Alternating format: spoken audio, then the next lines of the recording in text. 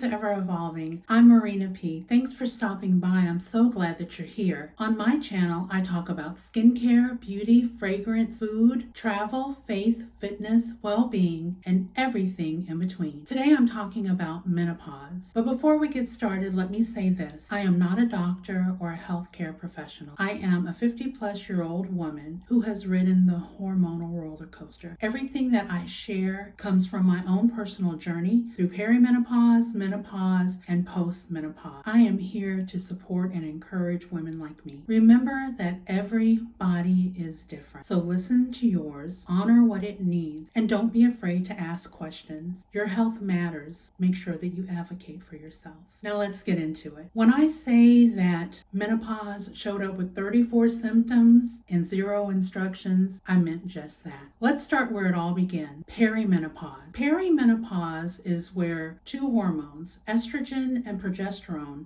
are off balance. They are up and they are down. They are no longer steady. They are just up and down. Perimenopause usually starts in the 40s, but it can certainly start a little bit sooner. For me personally, perimenopause started in my late 30s into my early 40s. Perimenopause can last months, years, or a decade. Yeah, a decade. Oof. Perimenopause feels as unstable and up and down as your hormones are. One day you feel wonderful, everything is great in your world, you're engaged, you're energized, and then the next day you're not. You're irritable, you're tired, and you don't want to speak to anyone. And your sleep has also become trash. All thanks to estrogen and progesterone, plus a very small amount of testosterone, which all women have, create irregular patterns, which makes your mood, your energy, and your rest unpredictable. That's perimenopause. Next, let's talk about one of the most common symptoms that we hear when it comes to menopause.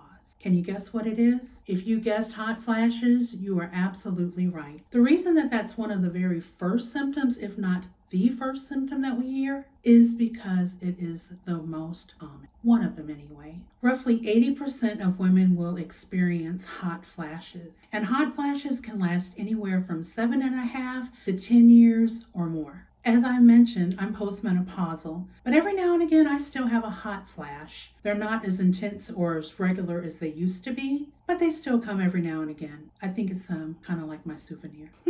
With estrogen being all over the place, it affects the hypothalamus, which is the part of your brain that regulates your body temperature. So even the slightest dip in estrogen confuses your internal thermometer, and it makes it think that you're overheating. Hence a hot flash. Let me tell you, hot flashes come absolutely out of nowhere. Out of nowhere. They just show up. And they usually start in your neck, your chest, your face, and they quickly spread throughout your upper body. I can remember being at work and suddenly feeling really hot and warm, and this was me. Are you hot? Are you hot? Is it just me? Because in my mind, I was like, there is no way that I am the only person feeling this heat. There's no way. Everybody else should be feeling this too, right? Are you not feeling it? There was no way that I could believe that I was the only person feeling this heat. But guess what? I was. It was just me. Me, myself, and I. And I remember having this one particular job where we had a walk-in cooler and a walk-in freezer. And there were times when that hot flash would be so intense that I would have to go and stand in the walk-in. Just go stand there and just let the fans cool me down. And then there were times when that hot flash went from what I used to call a personal summer, because after all, I was the only one feeling it, right? Into a power surge like that. And when that would happen, forget the walk-in cooler, honey. I went straight to that walk-in freezer. Girl, I stood there until I was good and cooled down. During a hot flash, you sweat. Your heart rate increases, you're having palpitations, you have a feeling of unease or maybe anxiety right before or during the flash. And then once the flash goes away and it's all said and done, you're left with chills. Here are some tips that you can use in the moment when dealing with a hot flash. Breathe deeply and slow. Take a good deep breath in and let it out very slowly. Also, use a portable fan. I remember at that job, we used to have fans about like this, Honey, wherever I was, that's where that fan was, girl. Let me tell you. If I was at the counter, it was right there by my feet. If I was sitting at the desk, it was under the desk. The main point, the number one goal, dealing with a hot flash is to cool down. Also, sip on a cold bottle of water.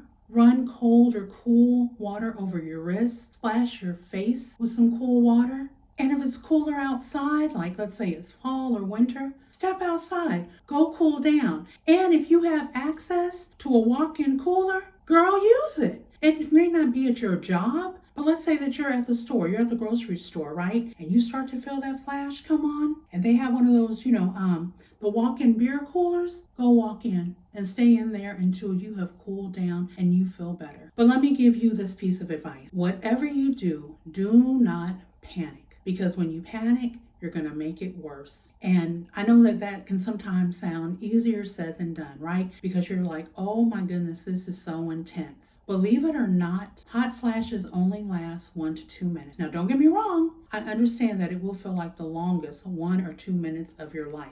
I completely get it. But I promise you, this too shall pass. Whatever you do, do not panic. Like your girl did. Not once, twice. Ooh.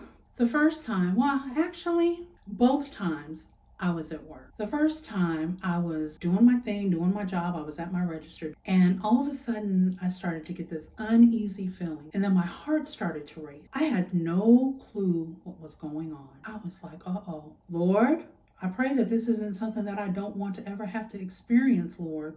What's going on with me? And then the next thing I know, I just really started to feel uneasy and anxious. At this particular location, we used to have Dallas police officers. There was one that was up there, and he was real cool. He got along well with everybody. And he looked at me, and he's like, you okay? And I said, I don't think so. I don't know what's going on with me. So he took me. He had me sit down. He got me a cold bottle of water. He told me to sip the water and to just kind of chill out, just kind of relax.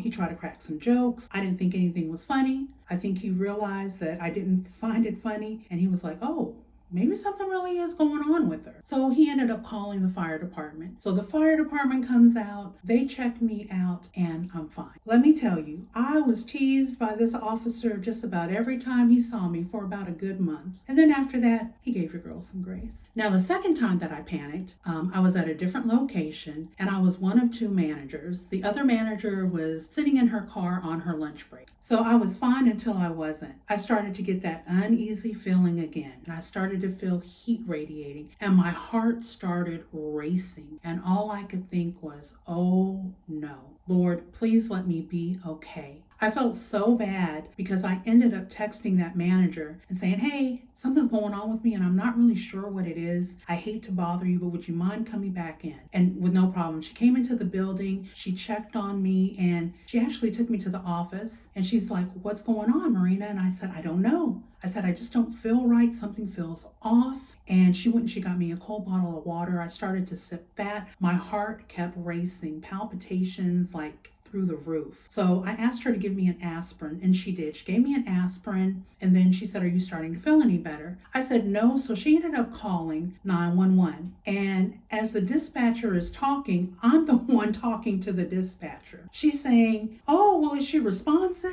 Has color left her? This and that. And I said, hi. Nope, it's me. And she said, oh, you're okay? And I said, well, I'm not sure. I'm not feeling that great. I still feel a bit uneasy. And she said, okay, no problem. I'll go ahead and send the fire department out. She said, don't eat or drink anything. And I said, oh, all right. And she said, well, when's the last time you had something to drink? I said, just a few minutes ago because I took an aspirin. And she said, yes, ma'am. Please don't take anything else. No other liquids. Let them come and assess you and see what's going on. So fire department shows up. They check me out. And thank goodness, once again, I was fine. So I share that with you to say, try to stay as calm as you can. Breathe through it. Do your best not to panic. Some ways to manage hot flashes. Stay hydrated. Limit caffeine and alcohol because both dehydrate you, and dehydration can actually make a hot flash worse. Girl, go ahead and use an ice pack, grab a bag of frozen veggies, get a cold towel and put it on the nape of your neck. And if push comes to shove and you're at home, go and stand under a cool shower for immediate relief. Next up, I'm going to talk about night sweats. Night sweats are nocturnal hot flashes. They are also usually one of the most common symptoms that we also hear about when it comes to menopause. In addition to hormonal changes, warm bedrooms, spicy food, stress, smoking, alcohol, and caffeine, as well as some medications can trigger night sweats. Night sweats feel like someone turned on the internal heater. And girl, it wasn't you. You were not the one that turned it on. 1 minute you're sleeping well and then bam, you're not. You wake up, you are covered in sweat. Your hair, your bedding, your pajamas are all drenched. Your skin is clammy and sticky. And the worst part is that night sweats can happen several times a night. So this sleep disruption definitely can make you feel fatigued and irritable. Some ways to manage night sweats is lower the temperature. Girl, drop the temperature before bed. We sleep better when it's cold anyway. And I'm not talking about just drop it when you get ready to go to bed. Drop it a little earlier, 15 minutes, 30 minutes, even an hour. Make your bedroom, make your environment nice and cool so that way you can be comfortable. Invest in some breathable cotton sheets and pajamas. Keep cold water by your bed. Avoid or limit spicy foods, caffeine, or alcohol in the evening.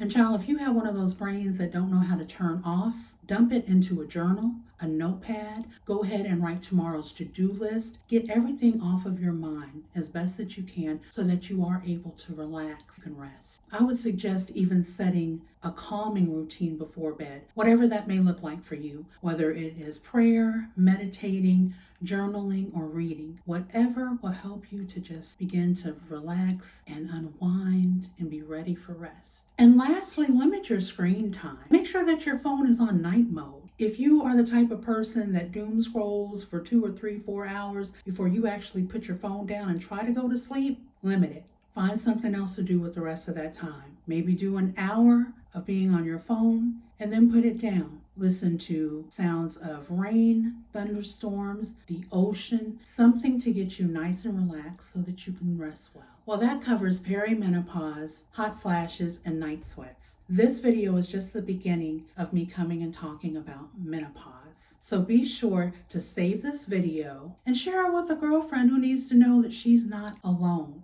I hope that you have enjoyed this video. I hope that it was beneficial to you. Be sure to like, comment, and subscribe. I'll see you on the next video. Keep evolving.